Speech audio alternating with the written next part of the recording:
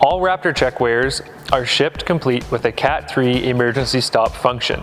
The e-stop can be engaged by pressing the red button on the top of the Raptor conveyor at any time. Pressing the e-stop button removes energy from reject devices in all conveyors.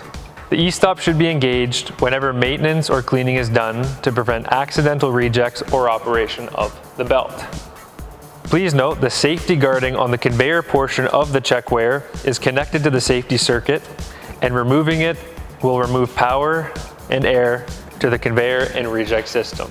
To restart the checkweigher after an e-stop condition, you must reach over to the e-stop button, rotate it to release the latch. The latch will pop up. We will now press our blue reset button to the left side of the HMI.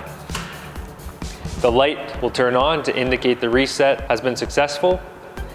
You may now start the system and run the belts.